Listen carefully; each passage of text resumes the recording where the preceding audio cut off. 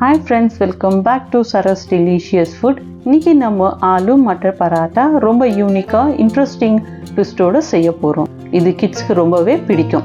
வீடியோக்குள்ள போறதுக்கு முன்னாடி Sarah's Delicious Food சப்ஸ்கிரைப் பண்ணிக்கோங்க. சப்ஸ்கிரைப் பண்ண எல்லா சப்ஸ்கிரைபர்ஸ்க்கும் தேங்க்யூ. இப்போ வீடியோக்குள்ள போலாங்களா? ஸ்டஃபிங் தேவையான பொருட்கள்: பாயில்ட் பொட்டேட்டோஸ் 4 எடுத்துக்கின்னு நல்லா ஸ்மாஷ் பண்ணிக்கணும். கட்டி கட்டியாக இல்லாத ஸ்மாஷ் பண்ணிக்கணும். அப்போ தான் நம்ம பரோட்டா தட்டக்குள்ள ஈஸியாக இருக்கும்.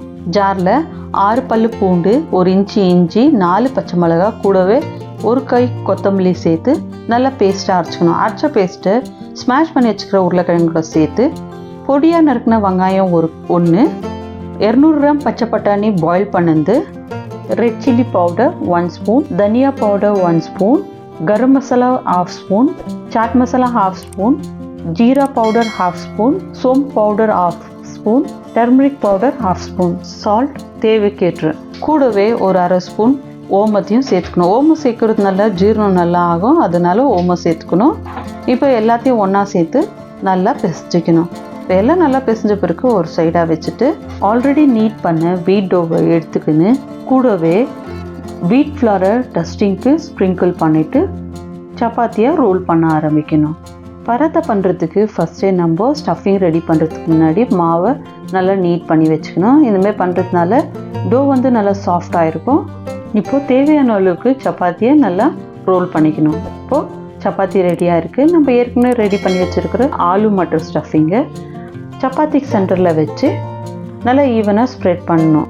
உங்கள்கிட்ட ஸ்பேச்சுலன்னா இல்லை பட்டர் நைஃப் இருந்தால் ரொம்ப ஈஸியாக இருக்கும் ஸ்டஃபிங்கை ஸ்ப்ரெட் பண்ணுறதுக்கு. பாருங்கள் ஃப்ரெண்ட்ஸ், இந்த மாதிரி ஃபுல்லாக சப்பாத்தி ஃபுல்லாக ஈவனாக ஸ்ப்ரெட் பண்ணிடணும். இப்போ ஸ்ப்ரெட் பண்ணி ஆன பிறகு உங்கள்கிட்ட பீஸா கட்டர் இல்லை நைஃப் இருந்தால் கூட போதும்.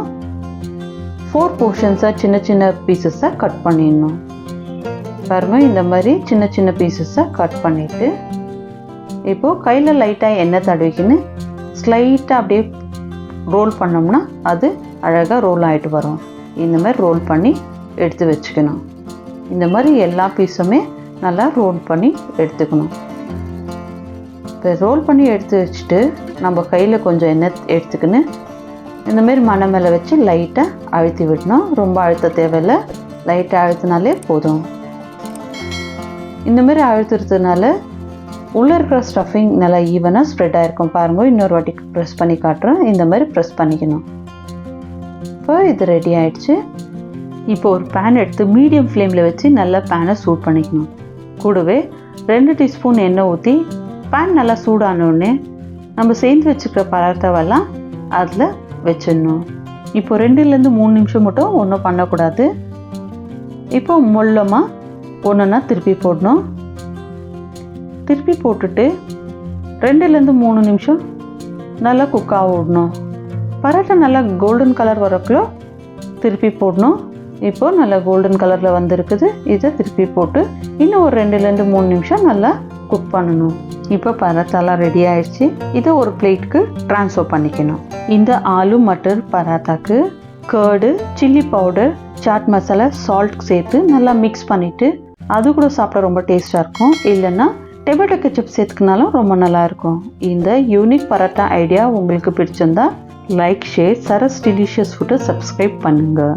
கமெண்ட்டில் சொல்லுங்கள், நார்மல் பரோட்டா வேணுமா இல்லை ட்விஸ்ட் ரெசிபி வேணுமா? Meet you in next tasty video. Thank you friends.